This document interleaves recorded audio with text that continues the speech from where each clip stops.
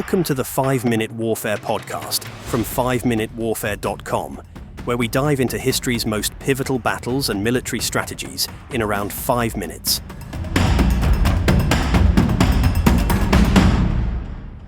Episode 3, The Spanish Armada, a Naval Showdown with England. In 1588, one of the most significant naval battles in European history took place when the Spanish Armada, a massive fleet assembled by King Philip II of Spain, set sail to invade England. The Spanish Armada's mission was not just a military campaign, but a statement of political and religious ambition. At the heart of the conflict was the deep-seated rivalry between Catholic Spain and Protestant England, led by Queen Elizabeth I. The ensuing naval showdown would not only decide the fate of these two powerful nations, but would also reshape the balance of power in Europe for years to come. The roots of the Spanish Armada's mission lay in both political and religious tensions. Spain, under Philip II, was the dominant power in Europe, with vast territories across the Americas, Europe, and Asia. The country was deeply committed to the Catholic cause, and Philip saw himself as a defender of the Catholic faith. England, on the other hand, had become a Protestant stronghold under Elizabeth I, who had not only rejected Catholicism but also sanctioned raids on Spanish shipping and supported Protestant rebels in the Spanish-controlled Netherlands. These actions enraged Philip, who considered it his duty to overthrow Elizabeth and restore Catholicism to England. Philip's plan to invade England was ambitious. He assembled a fleet of around 130 ships, the largest of its time, which included galleons, galleys, and armed merchant vessels. This fleet, known as the Armada, was to sail to the Netherlands, where it would join forces with the Duke of Parma's army, and then cross the English Channel to invade England. Philip believed that the sheer size and power of his fleet would overwhelm the smaller English navy, and that once his forces landed, the English people would rise up against Elizabeth in favour of Catholicism. In England, preparations for the Spanish invasion had been underway for some time. Elizabeth's navy, though smaller and less experienced than Spain's, was commanded by skilled seafarers such as Sir Francis Drake, Sir John Hawkins, and Lord Charles Howard. These men had been involved in privateering, raiding Spanish ships and colonies, and were well versed in the latest naval tactics.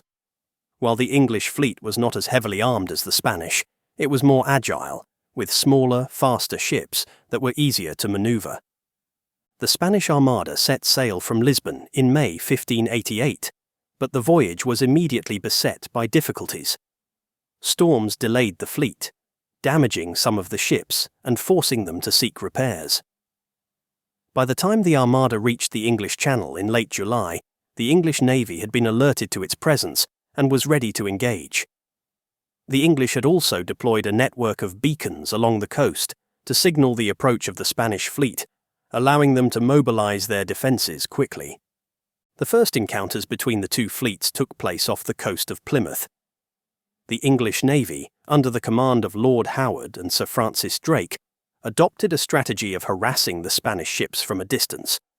Using their faster, more maneuverable ships, the English avoided direct combat and instead fired volleys of cannon shot at the Spanish galleons, aiming to damage their rigging and disable their ability to sail. The English also benefited from superior naval tactics, employing line-of-battle formations and coordinating their attacks more effectively than the Spanish. The Spanish Armada, by contrast, found it difficult to engage the English fleet on its own terms. The large Spanish galleons were built for close-quarters combat, where their heavy guns and troops could be used to board enemy ships. However, the English, aware of this, stayed out of range and used their superior speed to avoid being boarded. The Spanish also suffered from logistical issues, including poor communication and a lack of supplies, which further hampered their ability to fight effectively. The Armada continued its journey up the English Channel, pursued by the English fleet, which launched a series of hit-and-run attacks. One of the most significant engagements took place off the coast of the Isle of Wight, where the English Navy managed to force the Spanish into defensive positions. However, it was the Battle of Gravelines, fought on the 8th of August 1588, that proved to be the decisive moment in the campaign.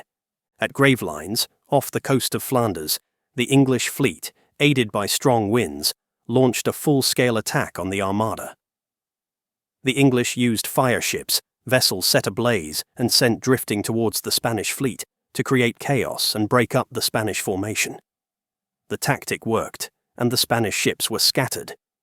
The English then pressed their advantage, bombarding the disorganized Spanish fleet with cannon fire. Unable to regroup or effectively retaliate, the Spanish Armada suffered heavy damage, with several ships being sunk or disabled. Realizing that they could no longer continue their mission to invade England, the surviving Spanish ships attempted to retreat northwards around the British Isles. However, their troubles were far from over. As the Armada sailed around Scotland and Ireland, it encountered severe storms, which further battered the already weakened fleet.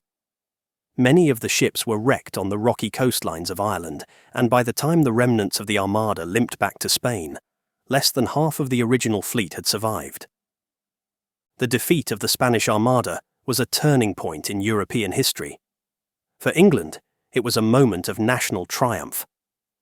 Elizabeth I's leadership, combined with the skill of her navy, had thwarted the mightiest fleet in Europe, and the victory was seen as a sign of divine favour. Elizabeth capitalized on the victory, delivering her famous speech at Tilbury, where she declared, "I know I have the body of a weak, feeble woman, but I have the heart and stomach of a king, and of a king of England too."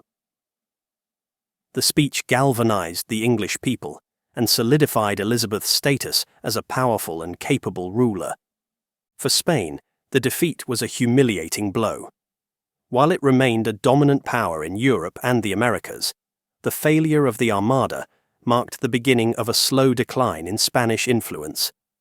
Philip II's hopes of conquering England and restoring Catholicism were dashed, and his prestige suffered as a result.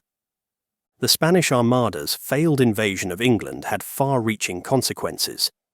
It marked the rise of England as a major naval power, a position it would maintain for centuries, and heralded the beginning of a new era of exploration and colonization. The defeat of the Armada also cemented Protestantism in England and secured Elizabeth's position as one of the most iconic monarchs in British history. The naval showdown between England and Spain in 1588 remains one of the defining moments in the history of Europe, a clash that shaped the course of nations for generations to come.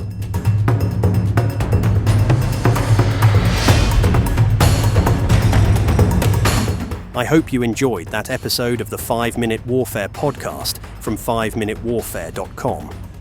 If you get a chance, please leave a review wherever you get your podcasts, as it will help us to grow.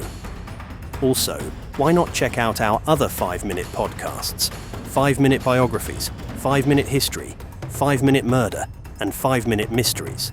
Thanks for listening, and I'll see you next week.